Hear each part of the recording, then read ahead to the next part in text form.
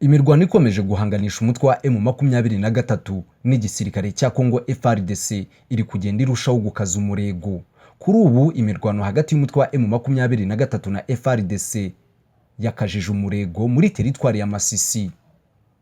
Ku rundi ruhande muri Sake biravugwa ko nta n'inyoni itamba kubera umuriro w'amasasu. Muri Repubulika Iharanira Demokarasi ya Congo hadutse ubundi bwoko bw'abatwa nabwo bwashinze umutwe w'inyeshyamba wo kuburengera.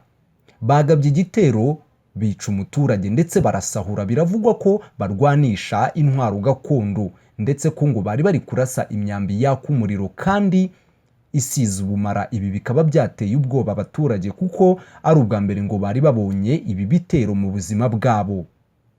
Aya ni amakuru atandukanye akomeje guturuka muri Repubulika Iharanira Demokarasi ya Congo, akomeje kubera intambara idasanzwe iri guhuza umutwe wa M23 n'igisirikare cya Congo FARDC.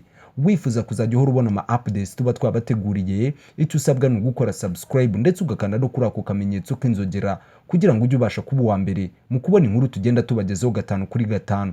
Reka ntabatindiye dutangirane n'iyi nkuru. Intambara ikomeje gukomera muri Repubulika Iharanira Demokarasi ya Congo, aho umutwe wa M23 n'igisirikare cya Congo FARDC bakomeje kurwana intambara y'inkundura muri teritwari ya Masisi.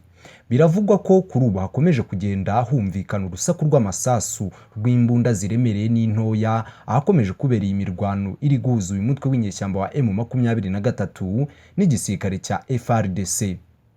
Kuri ubu ngo muri teritwari ya Masisi umuriro ukomeje kwaka. Guhera mu rukerera rwo kuri uyu wa mbere imirwano yakomeje gufata indi ntera hagati y'umutwe wa M23 na FARDC ifatanyije na FDLR, Mai y'abazungu, Nyatura CMC na FCLS ndetse n'abacancuro b'abazungu muri teritwari ya Masisi na Rucuro mu ntara ya Kivu y'Amajyaruguru. Abatuye muri ako gace bavuga ko guhera saa 10 za mu gitondo FARDC n'abafatanyabikorwa bayo bazindutse bagaba ibitero ku birindiro bya M23 biherereye mu misozi ikikije Sake. Imboni yacu iri muri teritwari ya Masisi ivuga ko M23 yabashije gusubiza inyuma ibi bitero, ariko kugeza maginga ya urugamba rukaba rucyambikanye.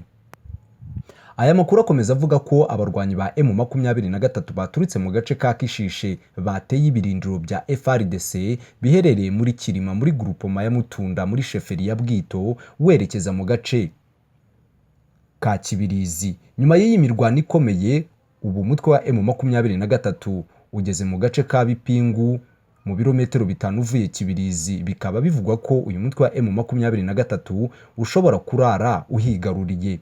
Ibi byatumye agace ka Bwaranda kambara ubusa kuko abaturage bose bamaze kuvamo bahunga berekeza Kanyabayonga banyuze muri Kiku na Mirangi. Muri groupement ya Mfuni na Karuba na Kamuronza mu nkengero za Sake imirwano yari yatangiye ku munsi w'ejo yakomeje kuri uyu wa mbere mu duce twa Karuba na Marehe. Amakuru dukesha imboni yacu iri muri teritwari ya Masisi avuga ko FARDC yagerageje kwinjira muri aka gace ka Mushaki, ariko igasanga uyu mutwe wa M23 yakajije ibirindiro byayo biri muri ako gace. Bikaba byatumye umutwe wa M23 usubiza ibitero bya FARDC inyuma. Aya makuru akomeza avuga ko umutwe wa M23 ushaka gufata ibindi bice muri teritwari ya Masisi mbere y'uko umunsi uyu mutwe watanze w'ejo ku itariki 7 Werurwe kuba wahagaritse imirwano ugera. Kugeza ubu ntiyaramenyekana umubare w'abaguye muri iyi mirwano hagati y'impande zombi, ariko andi makuru akomeza avuga ko FARDC n'abarwanyi ba FDLR, CMC, Nyatura na FCLS na Mai y'abazungu bamaze gupfusha abatari bake, abandi barakomereka bikabije ndetse bakaba bari kujyanwa mu bitaro bizwi nka CBCA. Abandi bakaba bari kurizwa indege bajyanwa kuvurirwa i Kinshasa. Ku rundi ruhande muri Sake ngijoro ryose urugamba rwari rwambikanye mu bice bikikije umujyi wa Sake, aho inyeshyamba za M23 hamwe n'ingabo za leta FARDC bari bahanganye ku dusozi dukikije uyu mujyi wa Sake. Kugeza mu masaha ya saa 12 za mu gitondo rwari rucyambikanye ku buryo kugeza ubwo abaturage batangiraga guhunga ngo amasasu n'urufaya byari bikiri kugenda binyuranyuranamo umutwe wa M23 aho ukomeje kurwana n'igisirikare cya Kongo FARDC.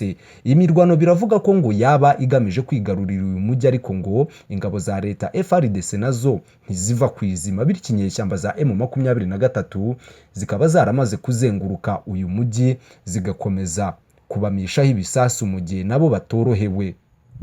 Uyu mujyi wa Sake inyeshyamba za M23 zemeza ko zishaka kuwufata. Ni ikindi gitego izi nyeshyamba za M23 zaba zitsinze FARDC, kuko zaba zikomeje kugenda zisatira umujyi wa Goma. Aka gace biteganyijwe ko kaba kagiye kujya mu maboko y'ingabo z'umuryango wa Afurika y'Iburasirazuba, ndetse bikaba bivugwa ko ingabo z'u Burundi biteganyijwe ko zizaba ziri muri aka gace ka Sake. Izi ngabo ngo zikaba zaramaze kugera mu mujyi wa Goma ku munsi w'ejo. Birakekwa ko izi nyeshyamba za M23 zaba zishaka gufata aka gace mbere y'uko zitangira kurekura uduce bari barafashe badusubiza izi ngabo z'umuryango wa Afurika y'Iburasirazuba nk'uko byemejwe n'inama y'uyu muryango. Ku munsi w'ejo nibwo biteganyijwe ko izi nyeshyamba za M23 zizatangira kurekura tumwe mu duce zafashe kugeza nibura ku itariki 12 Werurwe nk'uko izi nyeshyamba zabyiyemereye. Kuri ubu ibintu bikomeje kugenda birushaho kuba bibi muri Repubulika Iharanira Demokarasi ya Kongo. Kuri ubu hadutse ubwoko bw'abatwa, nabwo bukaba bwashinze umutwe w'inyeshyamba, ndetse ubu bwoko bukaba bwatangiye no kwica abaturage no kugaba ibitero. Muri Repubulika Iharanira Demokarasi ya Kongo hadutse undi mutwe w'inyeshyamba z'abatwa witwaje intwaro gakondo zirimo imiheto n'ibindi. Uyu mutwe uvuga ko nawe icyo uri kurwanira ari uburenganzira bw'ubwoko bwabo, ndetse uyu mutwe bikaba bivugwa ko ufite ibirindiro mu ntara ya Tanganyika muri teritwari ya Karemie.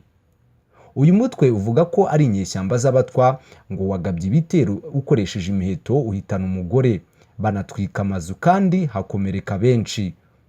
Uwo mutwe nturahabwa izina, ariko abatuye muri kariya gace bavuga ko igitero cyabo batwa kibasiye aka gace ka Katoro kari muri teritwari ya Karemi mu ntara ya Tanganyika. Ingabo za Kongo FARDC zageze muri ako gace zisanga abagabye icyo gitero barangije gusubira iyo baje baturuka, kandi ngo basahuye abaturage. Umugore warashwe umwambi ngo yaragiye kuvoma, ndetse umurambo we ukaba wajyanywe ku bitaro byitwa Kare Centre. Umuyobozi wo muri kariya gace yavuze ko ari ngombwa ko hongerwa abasirikare n'abapolisi kugira ngo hashobore gutuma abahatuye batekana. Ku munsi w'ejo abaturage bo muri kiriya gice bari bakutse imitima kubera ko ari ubwa mbere bari babonye abantu babagabaho ibitero bakoresheje imyambi yaka umuriro kandi isize ubumara.